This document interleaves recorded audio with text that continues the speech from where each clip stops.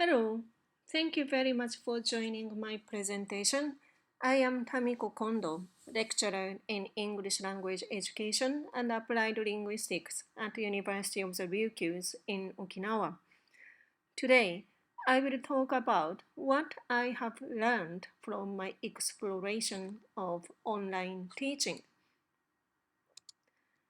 During the spring term, I had my first time blended remote teaching experiences, including both synchronous online classes and on demand classes.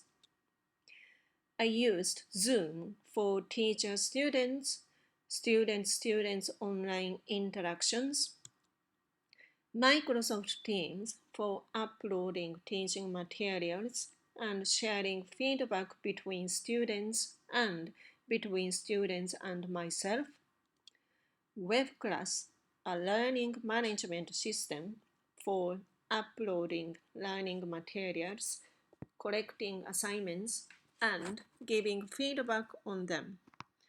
Although these apps, platforms, or systems were very helpful, throughout the term, I had been wondering what the something that online teaching lacks is. As Kusanagi says, overall, something is different, and we do not know exactly what it is yet. I have decided to explore this something through students' narratives. Chase defines a personal narrative as a distinct form of communication which includes narratives that are visual as well as oral and written. It's meaning making through the shaping of experience, a way of understanding one's own or others' actions, of organizing events, objects, feelings, or thoughts in relation to each other, of connecting and seeing the consequences of actions, events, feelings, or thoughts over time. Now, I will tell you the first story of my exploration in the subject Basic Seminar. This is a required subject for first year students to learn basic academic skills. In my class, a third of the students are from outside Okinawa main island and just started their new life in Okinawa. So, I needed to find ways of building relationships between those first year students and between them and myself in this difficult time. I started this class with the emotional graph sharing activity. In this activity, the students reflected on their emotional ups and downs since they started university life and told stories during this pandemic showing their emotional graph. The aim of this activity was the students can become aware that emotional ups and downs can happen to anyone, not only to them, and learn to see themselves more objectively and positively, and become more considerate towards others. This is an example of emotional graph. A vertical line shows emotional ups and downs. A horizontal line shows dates. This student came to Okinawa and entered a dormitory at the beginning of April with full of hope and got excited. Soon he said goodbye to his parents and got depressed. Shortly he made new friends at the dormitory and got excited again. But the university was closed because of the pandemic and got depressed again. Also, I organized Microsoft Teams so that the students could post their thoughts on this pandemic. These are the posts from the students. As you see, both students were trying to look at the bright side and wrote that this tough experience would be helpful to their future career. That is, their narratives might show they made meaning through giving shape to their tough experiences during this pandemic, as Chase defines. Next, I will tell you the second story of my exploration in another subject. I tried to find ways to help students transform their thoughts, which had been given a meaning through sharing stories, into their further actions as a form of autonomous learning. The name of the subject was Global and Regional Studies Seminar 1. This is a required subject for third-year students to develop specialized knowledge. At the end of the following Seminar 2 in the fall semester, the students are going to decide which seminar to attend for working towards their senior thesis next year.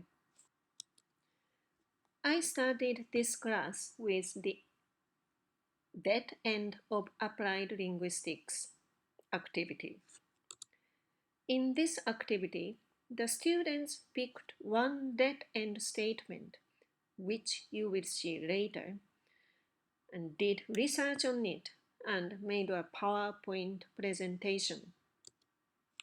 The students were encouraged to explore the statement in connection with their own experiences and thoughts attached to the experiences, and tell research stories and what they realized through this activity.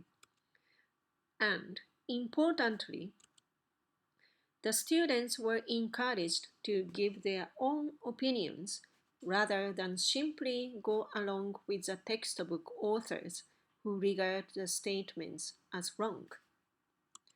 Hall et al.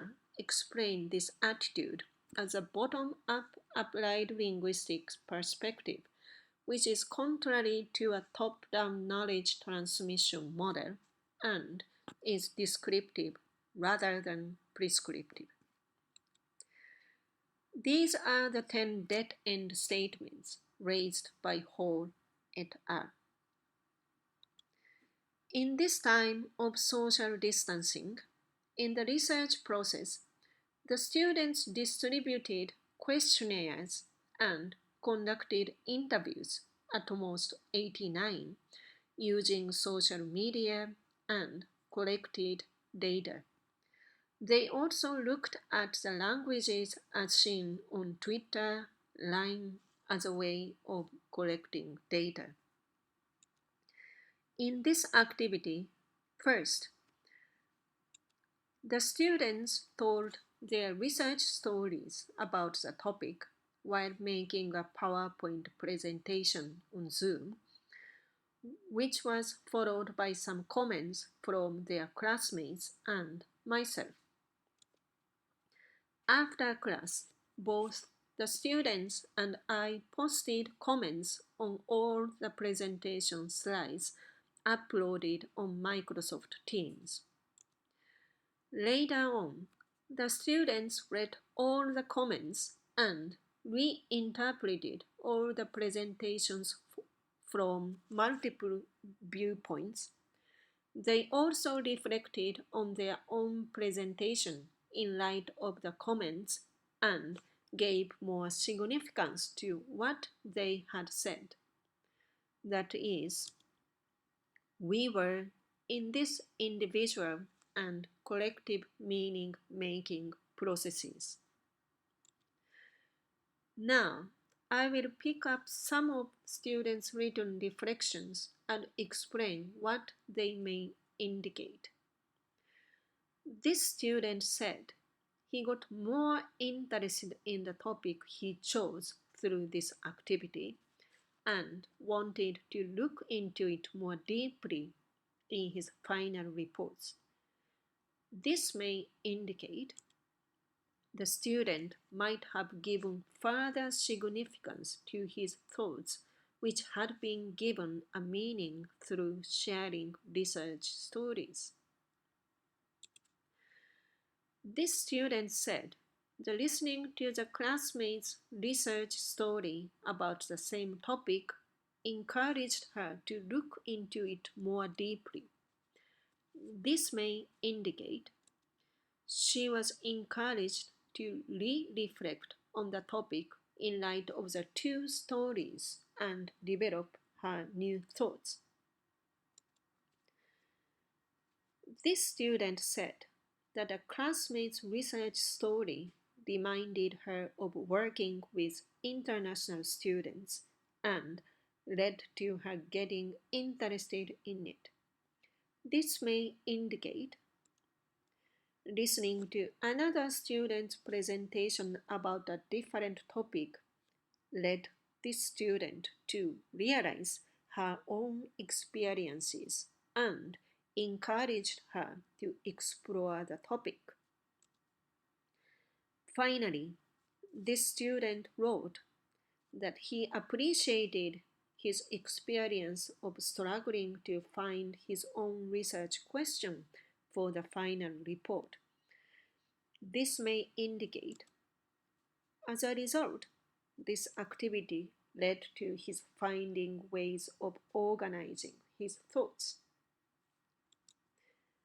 These narratives show the students possibly found ways of understanding their own or others' experiences, ways of organizing their thoughts in relation to each other, and ways of connecting and seeing the consequences of thoughts over time, as Chase defines.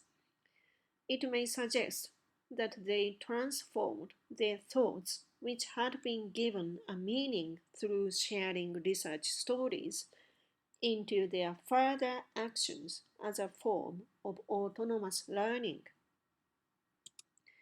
Here, I will reflect on what I learned from others' practices.